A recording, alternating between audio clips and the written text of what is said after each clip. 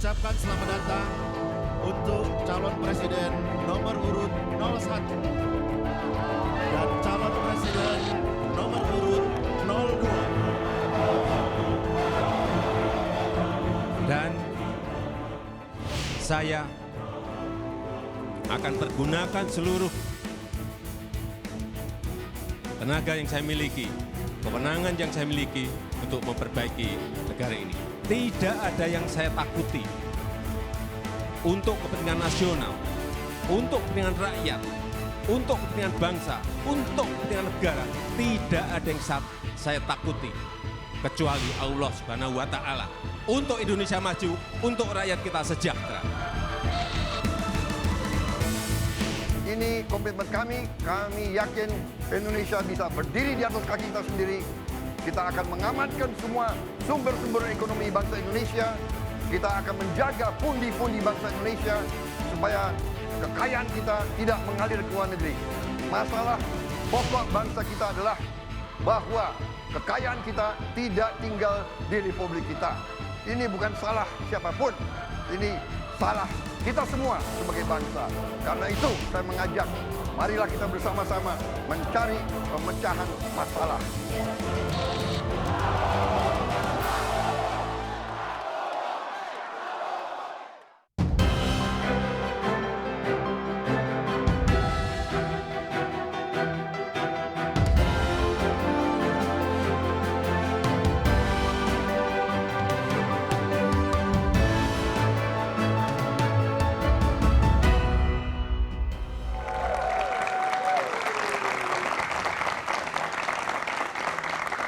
Debat calon presiden babak kedua selesai dihelat.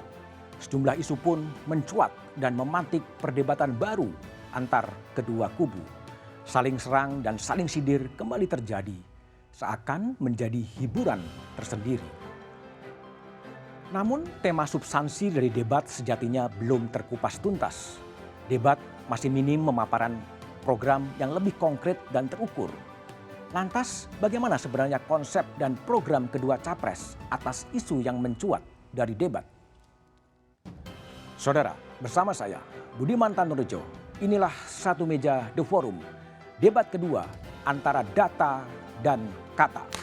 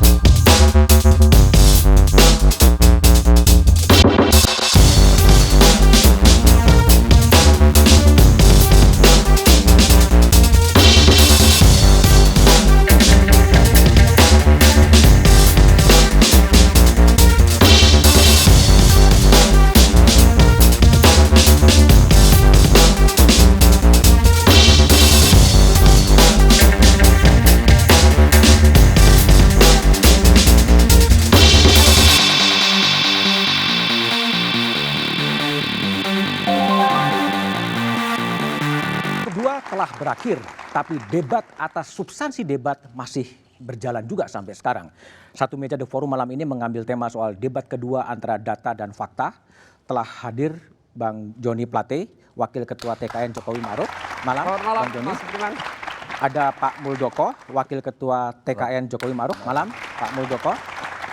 Di sebelah kanan saya sengaja mengundang Agus Nur, seorang sastrawan dan cerpen untuk bisa memberikan perspektif yang berbeda. Kemudian di sebelah kiri ada Bung Fitra Faisal, dosen ekonomi Universitas Indonesia. Lalu ada Bang Yandri Susanto, Wakil Ketua BPN. Selamat malam. Assalamualaikum. Waalaikumsalam. Kemudian ada Bung Miftah Sabri dari juru bicara BPN Prabowo Sandi. Malam. Assalamualaikum warahmatullahi wabarakatuh. Saya akan memulai dari Pak Muldoko. Pak Muldoko, kalau dari closing statement dari Pak Jokowi kelihatannya sangat keras ya. Tidak ada yang saya takuti dan ini demi untuk negara kecuali untuk Tuhan. pesannya sangat keras. Sebenarnya pesan itu apa makna dari closing statement dari Pak Jokowi itu? Ya, saya melukiskan betapa keunggulan calon nomor 1 ya, 01. Yang pertama, kita sangat melihat betapa beliau sangat menguasai persoalan bangsa. Oke. Ya. Yang kedua, beliau seorang solutif, selalu memecahkan persoalan. Oke. Kita lihat berbagai rencana masa lalu yang sangat baik tidak bisa dieksekusi, zamannya Pak Jokowi dieksekusi. Oke. Kita juga melihat betapa banyak proyek-proyek yang residu masa lalu yang nggak berlanjut diselesaikan. Yang ketiga adalah seorang yang pemberani, gitu. Seorang yang take risk, pengambil risiko. Mengambil risiko. Iya. Ada 2 tipe sih seorang pemimpin itu. Satu business as usual, ya sudah asal jalan aja. Yang kedua seorang yang take risk. Beliau menurut saya tergolong orang yang take risk, berani mengambil risiko. Kalau beliau tidak mau mengambil risiko, membangun aja di Jawa. Dari sisi ekonomi ketemu, dari sisi voter ketemu. Oke. Tapi beliau seorang negarawan, memikirkan bagaimana pembangunan itu merata di seluruh Indonesia. Walaupun itu secara ekonomi banyak orang yang menilai bahwa wah ngapain dibangun di sana dan seterusnya. Tapi pertanyaannya adalah kapan saudara-saudara kita yang ada di luar Jawa, yang ada di pelosok-pelosok negeri itu menikmati pembangunan. Oke. Itulah kira-kira. Saya kembali ke Bung Yandri. Kalau kita mengamati debat kedua dari Pak Prabowo, sebetulnya Pak Prabowo menghindar dari data-data kuantitatif. Semuanya serba retorik, itu bagian dari strategi dari tim Pak Prabowo Sandi juga? Ya, saya kira yang diangkat oleh tema kita malam hari ini sangat bagus ya. Antara data dan fakta, ya kan? Semua orang menonton debat Capres yang kedua, sungguh luar biasa. Pak Jokowi berapi-api menyampaikan data, tapi semuanya keliru. Datanya keliru? Keliru. Data apa Dan yang itu kan keliru? terkonfirmasi. Oke. Misalkan data yang paling gampang diingat itu adalah 180.000 ton impor jagung. Padahal kan data resmi yang punya Republik ini, yaitu data BPS, itu menyatakan hampir 750.000 ton. Oke. Nah, saya nggak tahu dari mana Pak Jokowi dapat input data, tapi menurut saya fatal itu. Fatal. Karena kalau salah menyebutkan data berarti Pak Jokowi dianggap tidak mengetahui persoalan bangsa hari ini. Oke. Jadi Pak Prabowo menghindar tidak nyebut data. Jagung aja dia nggak ngerti data gitu kan. Termasuk mungkin kenapa misalkan beberapa bulan yang lalu ribut antara Kepala Bulog, Menteri Pertanian, kemudian Menteri Perdagangan antara perlu nggak impor beras. Oke. Itu karena kan perebutan data. Oke. Kata Menteri Pertanian kita sudah suasembada beras surplus. Tapi kata Menteri Perdagangan gudang kita kosong. Oke. Kata Bulog gudang kita sudah penuh. Nah, ini artinya kan ada ketidakberesan dalam hal manajemen data di sini. Oke. Nah, artinya yang akhirnya kalau data sudah tidak benar, maka keputusannya pasti akan salah. Oke. Nah, jadi Baik. apa yang disampaikan oleh Pak Jokowi bukan hanya sekedar jagung tapi data-data yang lain, saya kira itu terkonfirmasi bukan dari pihak kami yang mengkonfirmasi, tapi dari pihak Kompas juga mengkonfirmasi, media-media mainstream juga mengkonfirmasi, para peneliti dan para akademisi juga mengkonfirmasi bahwa data yang disampaikan Pak Jokowi itu salah. Oke, baik. Bung Joni Plate, betul nggak sih sebetulnya data-data yang disampaikan oleh Pak Jokowi dalam kurun waktu 2 menit atau 1 menit kemudian dibantah dan dikatakan itu data bohong sebetulnya? Kalau data-data ya bisa saja ada yang tidak persis sama, dan itu bisa divalidasi. Tapi ini bukan konteks debat data. Bukan debat data? Iya, ini debat calon presiden yang mempunyai gagasan. Jadi perdebatan itu adalah perdebatan gagasan. Perdebatan gagasan. Perdebatan roadmap terjemahan atas gagasan. Didukung dengan pengalaman empiris termasuk di dalamnya data. Dan Pak Joko Widodo menggambarkan gagasannya, wawasannya, roadmap programnya di 5 bidang itu secara jelas ya, dengan contoh-contoh data ya untuk membuat referensi pemahaman oleh publik. Di saat yang sama tentu harapannya ada sandingan kebijakan atau program. Nah, disitulah kegagalan Pak Prabowo ya, yang tidak waktunya tidak digunakan dengan betul untuk mentransmisikan gagasannya, roadmap programnya. Tentu data sangat terbatas, tetapi lebih dari 90% waktunya digunakan sebagai ketua partai oposisi ya yang mencermati dan mengkritisi program kabinet Jokowi dan JK. Oke. Data-data Mas itu. Budiman. Jadi Mas agak Budiman. meleset. Oke. Ya, itu Oke. Kalau data sayangnya aja gitu. dia nggak tahu gimana mau ngambil kebijakan. Oke, Miftah aja coba jawab. Jadi sebagai ketua partai oposisi yang tidak punya data sebetulnya. Enggak juga. Hah? Saya justru mempertanyakan. Tadi Bang Joni bilang lebih dari 90% enggak juga. Jelas kok. Pertama, fokusnya adalah soal bagaimana kestabilan harga-harga bahan pokok. Disebut kepada ibu-ibu rumah tangga. Menurunkan harga listrik. Oke. Itu jelas Pak Prabowo udah ngomong. Jadi maksud saya itu kan pandangannya Pak Joni Plate sebagai pendukung Pak Jokowi. Tapi gini Mas Budiman, karena kita kembali ke tema malam ini. Seandainya ini 10 tahun yang lalu, 10 tahun yang lalu. seandainya mungkin orang bilang Pak Jokowi keren. Wah hafal data luar kepala dan sebagainya. But ini zaman media sosial, ini zaman big data analitik. Immediately di saat itu hanya beberapa menit keluar semua fact checking. Ada 24 media kredibel bersama Google. Kalau terkonfirmasi. Mengkonfirmasi bahwa almost seluruh data yang disampaikan Pak Jokowi tentang kebakaran hutan. Beliau mengatakan tidak ada satupun kebakaran hutan. Ternyata ada 3.000 titik kebakaran hutan. 30.000. 30.000 maaf. hektar.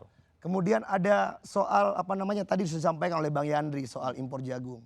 Yang ketiga lagi soal tidak ada sengketa agraria. Oke. Wah begitu banyak dalam proyek-proyek infrastruktur misalnya di PLTA Batang, kemudian di beberapa pembangunan infrastruktur itu terjadi sengketa lahan. Oke. Dan immediately Langsung dicek. langsung dan ini data lagi. Kita punya data hampir 100 juta orang yang menonton debat kemarin. Kira-kira 80 juta nonton 15 menit pertama. Dan pengguna internet kita itu ada 100 jutaan. Oke. Dan nontonnya cuma 2 jam tapi sampai hari ini Masih semua berlanjut. data-data yang salah itu dibongkar. Saya orang yang nggak mau Oke. sebut Pak Jokowi berbohong. Oke. Tapi pada akhirnya tagar Jokowi bohong itu jadi bumerang. Oke, Karena baik. yang selama ini Oke, justru baik. menuding kami. Oke, Oke, silakan Pak Muldoko. Berbalik Oke, kepada Data-datanya Pak Jokowi. kemudian dibantah. Jadi ini persoalan kita bermain dalam waktu yang singkat. Singkat. Ya. Kayaknya teman-teman dari sebelah itu salah memahami. Gitu. Jadi Pak Jokowi konteksnya adalah di dalam membangun pembebasan lahan dalam membangun infrastruktur tidak ada konflik. Itu pasti nggak ada. Tetapi dari teman-teman melihatnya menggeser persoalan konflik itu ke konflik agraria. Oke. Memang ada konflik agraria, saya punya catatannya. Ada 555 konflik agraria. Konteksnya Bung, Konteksnya dipahami. lepas. Oke. Begitu. Berikutnya lagi, kebakaran. Pak Jokowi jelas mengatakan dalam 3 tahun terakhir ini tidak ada kebakaran hutan. Yang dikatakan 2015. Iya 2015 kita baru kerja kok gimana? Kan 3 tahun Pak Itu. Muldoko. 3 tahun, 2018, 2017, 2016. 2017 ada Pak, 2016 ada Pak. Begini, persoalannya adalah kalau kita bicara bencana kebakaran, pasti melihat orang pakai masker, Oke. ya negara tetangga protes. komplain kan, berikutnya anak sekolah nggak bisa belajar, tapi kenyataannya nggak ada itu, Dan semuanya hari ini di berjalan Dumai kan masih begitu. loh, Pak. Enggak. Di Dumai hari ini ada kebakaran hutan di Dumai. Tambahin dikit Pak Budiman ya. Kebakaran yang digambarkan oleh Pak Joko Widodo itu yang dimaksudkan yang secara masif yang Besar. berdampak luas ya. Tapi kalau ada titik api, ada asap, jangankan kebakaran yang besar dibuang Di aja rumah puntung rokok di Terbakar ya? itu ada. Enggak, datanya, Mas rekan-rekan Budiman. ini Ya, balik data ya, aja, balik Ya, data. karena kita berbasis perlu data. melihat konteks Oke, ya. bentar. Konteksnya apa? Yang dimaksudkan itu bagaimana kebijakan negara untuk Mengatasi mengurangi itu itu. semuanya. Yang kedua ya, dibilang tadi ada program kami. Programnya apa? Menurunkan harga-harga. Oke. Justru yang ditanya programmu apa untuk menurunkan harga. Oke, Bukan baik. seenaknya bilang Bung Yandri, menurunkan silakan. harga. Dasar listrik, Ini udah kan jelas. Bung Yandri, tadi mau bicara. gitu. Jadi kalau masalah kebakaran hutan tadi dikatakan nggak ada itu salah. Justru kan Menteri Kehutanan dan Lingkungan Hidup yang menyampaikan. Ya. Ada ribuan hutan yang terbakar.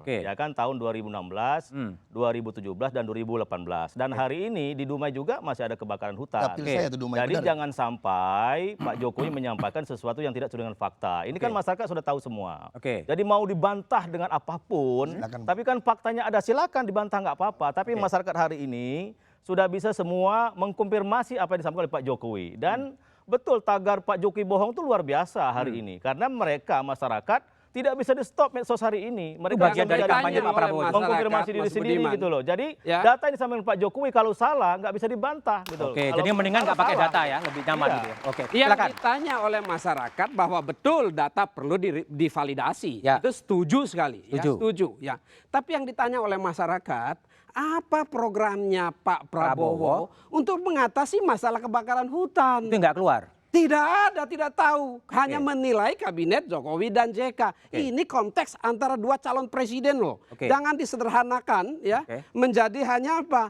Seorang ketua partai yang mengkritisi suatu kabinet pemerintahan. Yang ada sekarang apa? Itu cukup tugasnya ketua fraksi lah di DPR sana. Jangan Ya, saya calon kira jelas. presidennya. Kalau Pak Prabowo kan waktu debat itu dan sudah harapan menyampaikan masyarakat untuk bagaimana dia mendapat memperhatikan sandingan petani. program Oke. Ya kan? tidak Sebentar, disampaikan. Bung Plate, biar Tidak kita- disampaikan. Jadi kalau kata Bang Joni Plate, Pak Prabowo juga nggak punya konsep, menurut saya salah juga. Salah Mungkin juga. Bang Joni nggak menonton itu. Oke. Jadi waktu debat capres itu Pak Prabowo menyampaikan bahwa Pak Prabowo ingin melayani petani, Oke. nelayan, petani garam dan lain sebagainya. Dengan apa? Ya kita ingin swasembada pangan, tidak mengutamakan impor. Oke, Itu baik. salah satu konsep yang bagus. Oke, baik. Hari ini bagaimana Konsepnya mungkin apa petani untuk hindari mau kebakaran? makmur, Konteksnya kan konteks di waktu kebakaran. panen, Pak Jokowi jor-joran impor. Bagaimana mau Oke, baik. berpihak kepada petani? Oke. Geser isu. Sebentar, saya akan tanya kepada Geser. Mas Fitra Faisal dari UI. Gimana Anda lihat sebagai seorang akademisi melihat debat kemarin yang bertema soal energi, infrastruktur, lingkungan. Gimana Anda lihat kemarin? Iya, jadi kita seharusnya melihat ini jangan seperti cerdas cermat. Jadi lebih substantif gitu ya. Jadi bukan kemudian mengukur jarak dari sini ke sini, luasnya berapa segala macam. Bukan itu, tapi lebih ke substansinya. Memang kalau kita bandingkan ya antara dua kandidat, yang satu kalau kita meminjam istilahnya dari sepak bola Jogo Bonito, bermain cantik dengan data-data. Tapi di sisi yang lain, yang satu bermain apa namanya catenaccio ala Italia. Ya, jadi bertahan tanpa mengeluarkan data. Dua-duanya sahih pas sebagai strategi saya rasa. Cuma memang ya tentunya sebagai petahana tentunya sangat diuntungkan karena ya data available. Ya cuma memang kekhawatirannya adalah ketika muncul data langsung segera direvisi. Cuma itu saya rasa nggak masalah. Kita kan melihat mengukur magnitude-nya. Terlepas itu benar apa salah, tapi saya sepakat bahwa kita lebih balik ke substansinya apa. Gitu. Cuma ada beberapa substansi yang juga miss. Misalnya ketika kita bicara mengenai impor beras, ya kalau di tahun ini saya harus pencet telinga ya, karena harus keluar data. Jadi apa namanya di tahun 2014 itu kan 844.000 ton, di tahun 2015 864.000 ton, di tahun 2014-15 tahun 2016-nya 1,2 juta ton, turun di tahun 2017 305.000 ton, tapi naik lagi di tahun 2018. Nah, secara magnitude ini naik, tapi kemudian Pak Jokowi bilang ini turun. Nah, itu mungkin yang kita harus soroti, bukan angkanya berapa. Berikutnya adalah kembali lagi overall saya lihat penampilannya dua-duanya jelek. Dua-duanya jelek? Dua-duanya jelek. Kenapa? Karena ya business as usual, sangat shallow, tapi saya bisa memaklumi juga karena memang kan waktunya terbatas. Oke, baik. Agus Nur, saya ingin lihat perspektif dari seorang yang tidak politik tapi seorang sastrawan yang hidup di jalanan. Gimana Anda lihat debat pertama? Dulu di jalanan, sekarang nggak lagi. Karena udah di studio. Ini pulpennya bukan pulpen Sanggil. Apa yang Anda lihat? Ya, karena tadi biar perspektifnya beda, dua-duanya bagus, biar imbang kan. Dua-duanya bagus. Ya, kan? Dua-duanya bagus. Saya melihat dari perspektif komunikasi kalau dalam sastra itu kepada siapa dia akan berbicara. Misalnya ada kasus Stephen Hawking menulis jurnal-jurnal di jurnal ilmiah, pasti bahasanya penuh data. Penuh data. Tapi dia juga menulis sebuah penjelasan tentang penciptaan bumi dengan bahasa yang sederhana, yaitu untuk publik umum. Nah, strategi komunikasi itu saya melihat memang Pak Jokowi memang ingin berbicara pada publik dalam ini milenial, maka dia menggunakan data-data itu sebenarnya mau mencoba mengafirmasi itu pada calon pemilih yang hendak dikritik. Milenial. Ya milenial. Dengan data. Pak Prabowo memang tidak butuh itu. Saya membayangkan Pak Prabowo sadar ini kesempatan dia berkampanye. Dua-duanya kesempatan. Prabowo nyaris tidak punya kesempatan untuk menjumpai yang ada di pelosok. Yang tidak setiap hari Pak Prabowo muncul di TV seperti Pak Jokowi. Dia gunakan itu untuk menyentuh Yang di desa dia tidak butuh data.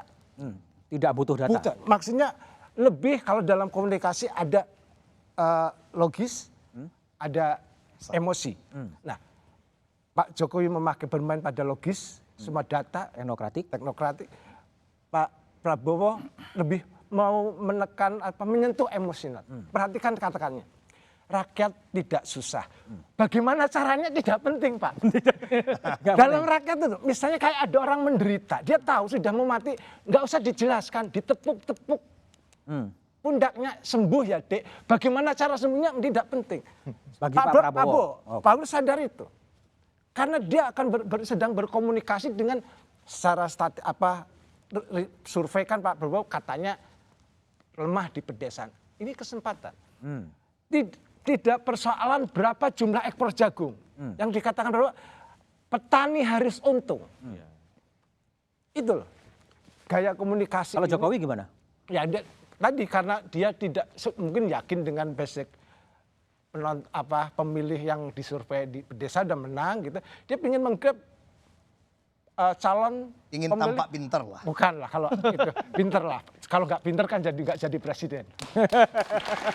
Maksud saya dia ingin meyakinkan calon para pemilih yang sedang dituju komunikannya, sasaran yang sedang dia coba sampaikan gagasannya, yaitu generasi milenial, perkotaan, terpelajar, agar ya inilah bahwa resikonya memang data dengan mudah diverifikasi. Kalau rasa nggak bisa. Itu loh. Baik. Ada hal yang juga menarik dalam debat kemarin adalah soal pernyataan-pernyataan Pak Prabowo yang mengatakan pembangunan infrastruktur itu kurang dalam sisi studi kelayakan. Ya, gerusa-gerusu dan lain sebagainya. Jawabannya apa setelah jeda berikut ini?